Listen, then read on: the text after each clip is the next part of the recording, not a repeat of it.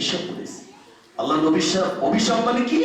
মাতরুদুম মিন রাহমাতিল্লাহ, আল্লাহর রহমত থেকে সে বঞ্চিত হয়ে যাবে এবং পৃথিবীর অন্যান্য সমস্ত মানুষের অভিশাপ বদ্ধ তার প্রতি সবসময় থাকে। যেখানে আল্লাহ নবী অভিশাপ করতে নিষেধ করেছেন, সেই আল্লাহ নবীর মুখ দিয়ে বলছে যে এই সমস্ত পুরুষের উপর অভিশাপ আমার পক্ষ থেকে, আল্লাহর পক্ষ থেকে। অভিশাপ মানে সে কোনো ভালো কাজের তৌফিক পাবে না। অভিশাপ মানে সে আল্লাহর রহমত থেকে বের হয়ে যাবে।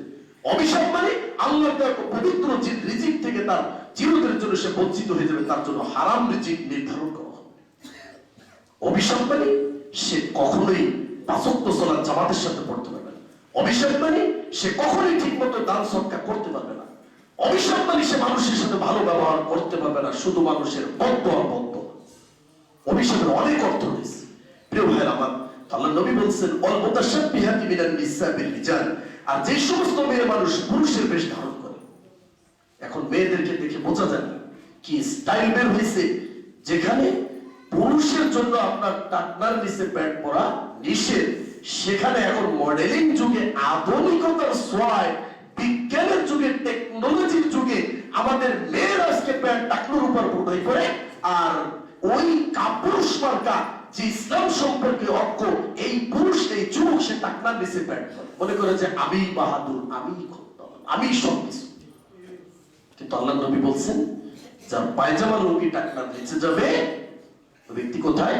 জাহান্নামে। সে হাদিস অস্বীকার করে, সে তারপরেও টাকনার নিচে দেবে। এটাই তার আদর্শ, এটাই তার মডেল, এটাই তার জিদ, এটাই তার অহংকার, এটাই তার আভিজাত্য, এটাই তার সৌন্দর্য, আর এটাই ইহুদি খ্রিস্টানদের কালচার এবং সংস্কৃতি, আর এটাই শয়তান আবিষ্কার করে তাদের ভিতরে ঢুকিয়ে দিয়েছে মুসলমানদেরকে ধ্বংস করার জন্য। প্রিয় ভাইরা আমার, তো যে সমস্ত মেয়েরা পুরুষের প্যান্ট, পুরুষের গেঞ্জি, পুরুষের বিভিন্ন ইত্যাদি জিনিস ব্যবহার করে, আল্লাহ নবী তাদেরকে অভিশাপ করেছে। পক্ষান্তরে যে সমস্ত পুরুষ মেয়েদের ভাব ধরে ঘুরে, সেই পুরুষের জন্য আল্লাহ নবীর পক্ষ থেকে অভিশাপ। লাআনা রাসূলুল্লাহ সাল্লাল্লাহু আলাইহি ওয়াসাল্লাম, তিনি বলেন, আল্লাহ নবী বলেন আর রাজুল ইয়ালবাসু লুবসাতাল মারআতি, ওই পুরুষের উপর আল্লাহ নবী অভিশাপ করেছে যেই পুরুষ মহিলাদের পোশাক পরে, মহিলাদের বেশ ধারণ করে। ওয়াল মারআতু তালবাসু লুবসাতাল রাজুলি, আর ওই মহিলার প্রতি আল্লাহ নবীর অভিশাপ করেছে যে পুরুষের পোশাক ধারণ করে। তাহলে যে সমস্ত মা বাবা ঈদের মার্কেটে গিয়ে আপনার মেয়েদেরকে পুরুষের পোশাক কিনে দেন, এই মা বাবাদের কি হবে আপনি বলেন? বলে কিচ্ছুই হবে না। ঠিক আছে, দুনিয়াতে হবে না, পরকাল আছে, পরকালে যেতে হবে, আল্লাহর সামনে দাঁড়াইতে হবে, প্রত্যেকটা জিনিসের হিসাব আপনাকে দিতে হবে। এত হাদিস শোনার পরেও, এত কঠিন বাণী, রাসূলের অভিশাপ, সমস্ত মানুষের অভিশাপ, তারপরেও কেন আপনার ছেলে মেয়েকে ওই সেই ইহুদি খ্রিস্টানদের কাঠিতে চুল কেটে দিয়েছেন, তাদের স্টাইলের জামা কিনে দিয়েছেন? আপনি একটা পানির মামপাট কিনবেন, সেটা কেনার সময় আপনাকে লক্ষ্য করতে হবে সেটার ভিতরে দেখবেন যে ইঁদুর, বিড়ালের ছবি দিতেছে, যাতে করে পশুর স্বভাব আপনার বাচ্চার ভিতর প্রভাব ফেলে। এজন্য তারা একটা পানি পান করাবে বাচ্চাকে, সে মামপাটটাও পশুর আকৃতি দিয়েছে। ঠিক না? একটা ব্যাগ কিনবেন স্কুলে, তাতেও পশুর ছবি দেওয়া আছে, বিড়ালের ছবি দেওয়া আছে। আপনি তো লক্ষ্য করেন না, একটা গেঞ্জি কিনে দিচ্ছেন, গেঞ্জিতে আপনার বিড়ালের ছবি আছে, পশুর ছবি আছে, কাঠনের ছবি আছে।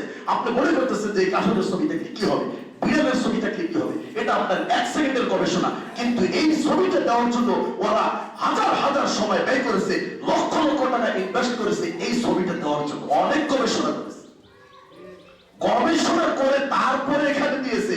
আপনি তো সহজ মনে করেন যে এই ছবিটা এমনিতেই দিল?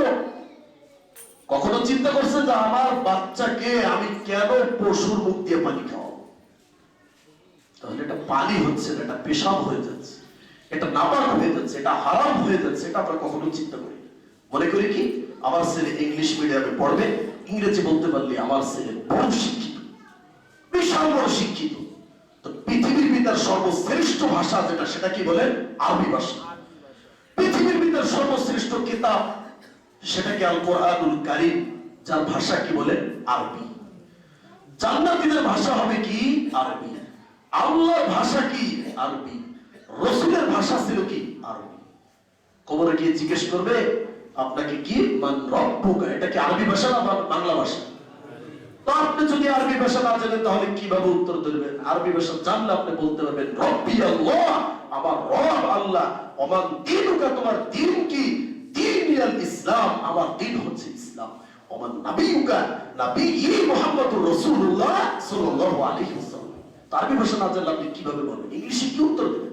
ইংরেজি ভাষা শিক্ষার দরকার আছে, সেটা পরে।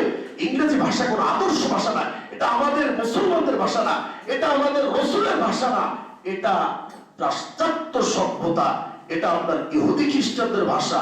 কিন্তু তাদেরকে দাওয়াত দেওয়ার জন্য এই ভাষা শিখতে হবে, সেটা পরবর্তীতে। এখন আগে আরবি ভাষা শিখেন, তারপর। প্রিয় ভাইয়েরা, তো আপনাদের কাছে এই ট্রান্সজেন্ডার সম্পর্কে কিছু তথ্য আমরা দিয়ে যাচ্ছি। সেটা হচ্ছে ব্রিটিশ একটা সংবাদ মাধ্যম, গার্ডিয়ান বলা হয়, তার একটা জরিপে দেখা গেছে ট্রান্সজেন্ডারের যেটা ভয়াবহতা, এটা প্রভাব কি হতে পারে, কি ট্রান্সজেন্ডার, কত নিকৃষ্ট একটা আকীদা, মতবাদ, এটা যদি বাংলাদেশে ছড়িয়ে পড়ে তাহলে আমাদের যুবক যুবতী, তরুণ তরুণী, ছাত্র সমাজ, শিক্ষক শিক্ষিকা সব ধ্বংস হয়ে যাবে। আগামী প্রজন্ম এমন হবে ইসলামের কথা বলতে পারবেন না। ইসলামের কথাই মেম্বারে দাঁড়িয়ে বলা কঠিন হয়ে যাবে। এখন আপনি নামাজ পড়েন, এমন এক সময় আপনাকে নামাজ পড়তে দিবে না। এখন আপনি দাড়ি ছেড়ে দিয়েছেন, দাড়ি রাখেন না, আল্লাহর কসম করে বলছে বাংলার জমিনে এমনও হবে যে আপনি প্রকাশ্যভাবে দাড়ি দিয়ে ঘুরতে পারবেন না, দাড়ি চেষে দেবে ধরে নিয়ে আপনাকে। যদি ওই অবস্থা আপনাকে চেষে দেয়, তারপরে যতদিন চাষা থাকবেন অসুবিধা নেই, ওরা যদিও চেষে দেয় কিন্তু আপনার মুখে দাঁড়িয়ে থাকবে, কার কাছে? আল্লাহর কাছে।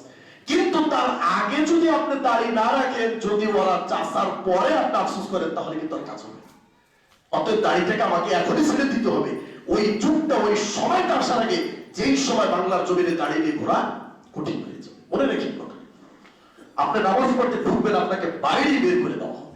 এখন তো আপনাকে আনা যায় না, আর আপনি এক সময় পাগল হয়ে যাবেন, পাগলের মতো ছুটবেন, কিন্তু আপনাকে মসজিদ গ্রহণ করবেন। তো সেই একটা জরিপে দেখা গেছে যে আমেরিকার শতকরা 50% বেশি ট্রান্সজেন্ডার নারী পুরুষ এরা আত্মহত্যার ঝুঁকিতে রয়েছে।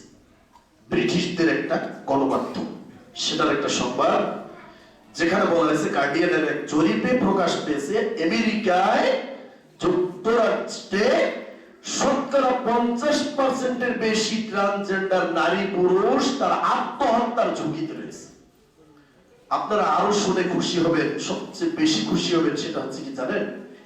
এই ট্রান্সজেন্ডার যে প্রথম গ্রহণ করেছিল, যে প্রকাশ্যভাবে ঘোষণা দিয়েছিল, ক্রিস বেক ওনার নাম, উনি একটা কথা বলছেন। তিনি বলেন যে এই লিঙ্গ পরিবর্তন করা ছিল আমার জীবনের সবচেয়ে বড় ভুল। তিনি একজন নেভির লোক ছিলেন, তো উনি খুব সহজ সরল ছিলেন একেবারে। উনি বলছেন যে লিঙ্গ পরিবর্তন করা, ট্রান্সজেন্ডার যেটা লিঙ্গ পরিবর্তন করে ছেলে থেকে মেয়ে হওয়া, তিনি বলছেন যে এটাই আমার জীবনের সবচেয়ে বড় ভুল ছিল। যিনি এটা প্রথম হয়েছে তিনি বলছেন, তিনি কি বলছেন জানেন?